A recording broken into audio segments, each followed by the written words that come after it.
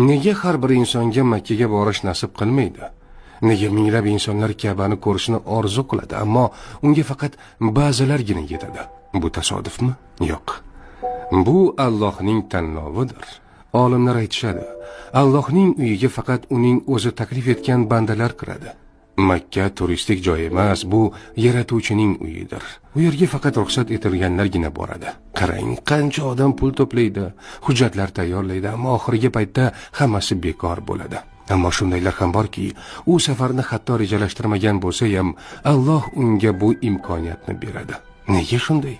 Chunki Alloh qalblarini tanlaydi. Payg'ambarimiz sollallohu alayhi vasallam aytganlar: Umra qiluvchi ziyoratchi Allohning mehmonidir. U zot ularni chaqirdi va ular javob berdilar.